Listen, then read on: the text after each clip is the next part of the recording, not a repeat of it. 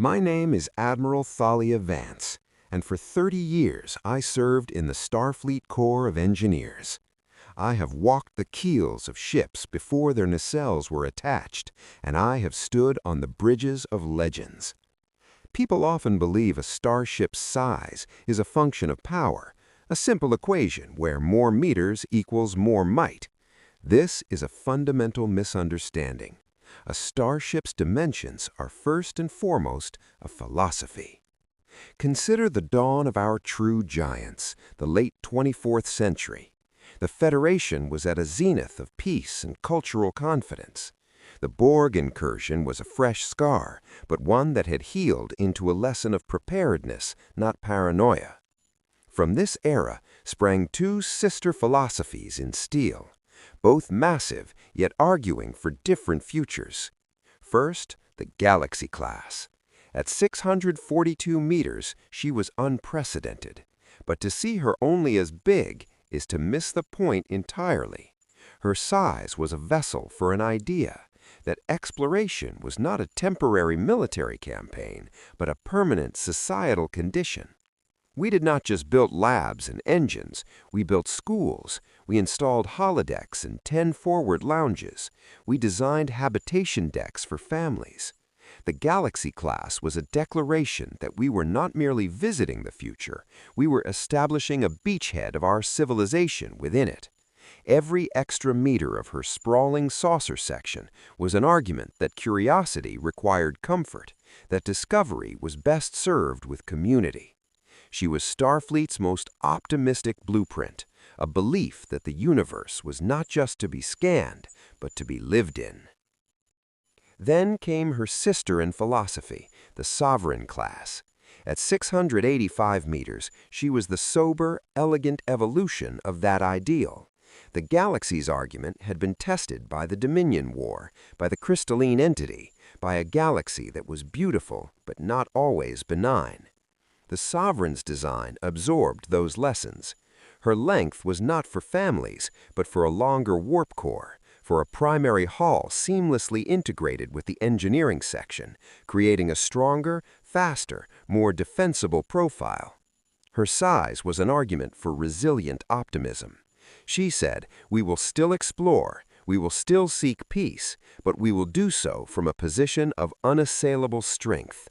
She was a shield for the Galaxy-class's open hand. Together, these two titans of their age represented the dual heartbeat of the Federation, boundless hope, intelligently defended. Their scale was not bluster, it was the physical manifestation of our highest ideals and our pragmatic will to protect them. As the galaxy revealed more of its secrets and its dangers, our philosophy of scale necessarily diversified. We entered an era where massive hulls were no longer just generalist flagships, but specialized instruments, each a unique argument cast against a specific challenge of the cosmos. This was the age of the specialist giant. The Sutherland class, 652 meters, and the Vesta class, 672 meters, are perfect exemplars.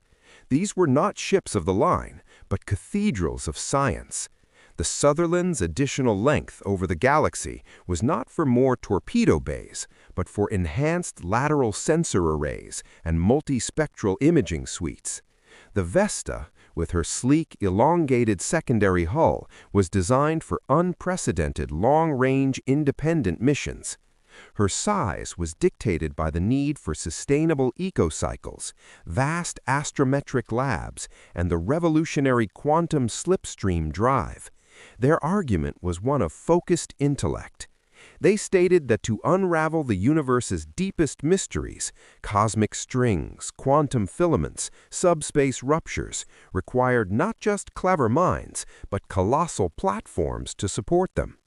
They were the embodiment of the idea that true understanding sometimes requires a vessel of monumental scale, a stable, moving island from which to observe infinity.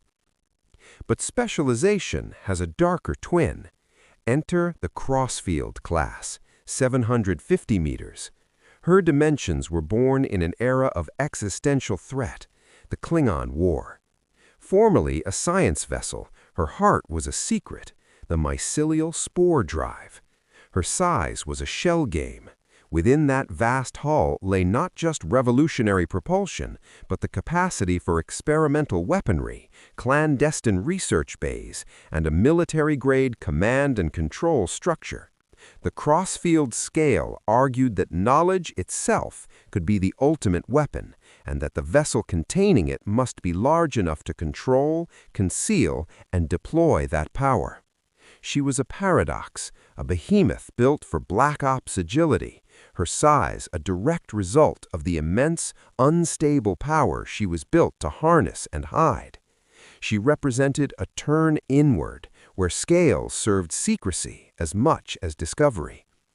And then, from a fractured reality, came the most brutal argument of all, the Kelvin Timeline Constitution II class, 725 meters. This was scale born not of philosophy or specialization, but from collective trauma. The destruction of the USS Kelvin scarred a generation of designers. This new enterprise, while bearing a hallowed name, was a creature of pure defensive mass. Its double-sized hull was layered armor, redundant systems, and overwhelming firepower. Its very bulk was a psychological rebuttal to the vulnerability felt that fateful day. It argued loudly and with every reinforced structural beam that survival in a hostile universe was the first and only prerequisite for everything else. It was the end of innocence, written in duranium and tritanium. The Dominion War, the specter of the Borg, and incursions from realities we could scarcely comprehend. In such times, philosophy is tested, and our designs became responses to crisis. We built not just starships, but symbols, one of restoration and one of damnation. First, the symbol of restoration, the Odyssey-class. At 1,061 meters, she was the first Federation vessel to break the kilometer mark, a true Leviathan. But her size was not for intimidation, it was for sanctuary. Conceived during the grim days of the Borg invasion of 2381, the Odyssey-class was a mobile citadel. Her argument was one of continuity and hope in the face of annihilation. Within her gargantuan, elegantly curved hull, she could house entire evacuation populations, host multi-species diplomatic congresses, and coordinate fleet actions across a sector. She incorporated the Galaxy-class's ethos of community, with civilian facilities and science centers, but armored it with the most advanced defensive technology imaginable. The USS Enterprise F was her proudest daughter. This ship argued that the Federation itself was indomitable. She was not a warship, though she could wage war. She was a statement of persistence. Her scale declared, "You may attack us, you may scar us, but we are too vast in our ideals, too deep in our resolve, to ever be erased from the stars." Then, the symbol of damnation, the Dreadnought class. The USS Vengeance, at 1,459 meters, was her sole monstrous representative. Born not from Starfleet's light, but from the shadowy reactionary panic of Section 31, the Dreadnought represented the total corruption of our design philosophy. Her scale served a single, horrifying purpose: absolute preemptive domination. She had no families, no science labs, no diplomatic suites. Her immense length was a delivery system for unprecedented firepower, spinal-mounted destroyer-class phasers, multi-vector torpedo launchers, a blade of armor meters thick. She was fear given form. The Vengeance was the antithesis of the Odyssey's hopeful persistence. She argued that the only true security lay in the capacity for overwhelming, merciless force. She was a predator, and her size was meant to terrify before a single shot was fired. In her, we saw the darkest potential of our own ingenuity, the willingness to build a god-killer and call it security. She was a lesson written in fire, Scale without conscience is the architecture of tyranny. We come now to the edge of what is conceivable, to a vision from a possible future that stretches our understanding of purpose itself. Beyond the titans of crisis and the specialists of science lies a ship that transcends all previous categories. This is not merely a vessel of exploration or war, but a vessel for time. The Universe-class and its famed representative, the USS Enterprise J, measuring approximately 3,220 meters in length. To speak of her size in comparison to other ships is to miss the point, like comparing a cathedral to a cottage.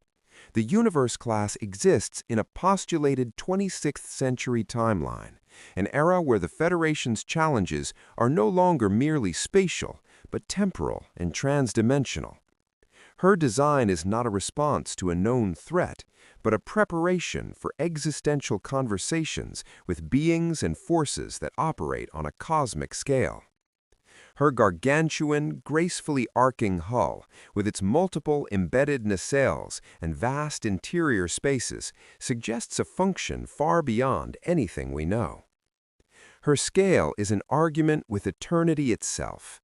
She's not built for a 5-year mission, but for a voyage that could span centuries, perhaps millennia. Within her, one could imagine not just a crew, but generations. Not just departments, but entire universities, cultural archives, and biospheres representing thousands of worlds. She is less a ship and more a sovereign, migratory city-state, carrying the totality of the Federation's legacy into the far future. Her mission is not to map stars, but to navigate the currents of history and destiny. The Universe-class represents the ultimate evolution of the original Galaxy-class dream, that a starship is a home. But in this future, home has expanded to encompass the collective heritage and future of hundreds of species. She argues that for humanity and its allies to truly become a lasting force for good in the cosmos, we must think in scales of time that match the scales of space. Her 3-kilometer frame is a promise, a commitment that our civilization intends to be a participant in the universe's story for epochs to come. So, what is the story of our largest starships? It is not a simple technical progression of growing lengths and tonnages. It is the biography of our soul as a civilization etched across the hulls of these titans. They teach us first that our technology is never neutral. The graceful curve of a Galaxy-class saucer and the brutal angles of a dreadnought speak the inner truths of the eras that built them. One speaks of open hands, the other of clenched fists. Our ships are mirrors, and the largest mirrors reflect the most light and the deepest shadows. They teach us about ambition. The Odyssey-class's kilometer-long embrace shows an ambition to protect and preserve on a grand scale. The Universe-class's staggering 3-kilometer vision shows an ambition to participate in the very lifespan of the galaxy. This is the positive pole of scale. Ambition as an expression of boundless hope and responsibility. Conversely, they warn us of hubris. The Dreadnought class is a monument to the hubris of believing absolute security can be found in absolute force. The Crossfield class, in its secretive, weaponized science, warns of the hubris of pursuing knowledge without ethical constraints. Size amplifies intention, for good or ill. Finally, these titans tell a story of identity. From the beginning, the Federation has struggled with a dual nature. Are we explorers or soldiers, diplomats or guardians? Our largest ships are the physical manifestations of that ongoing dialogue. The Sovereign class answered, "We are explorers who can defend ourselves." The Vengeance screamed, "We are soldiers, period."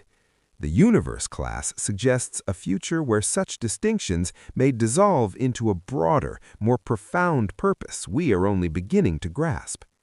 In the end, every keel we lay is a question posed to the future. The smaller ships ask tactical questions of capability and range, but these titans, they ask the strategic, moral, and existential questions. They are our dreams and our nightmares given weight and thrust. To study them is to study ourselves, our fears, our hopes, and our endless star drive aspiration to become more than we are. That is their true mission, and it is one that never ends.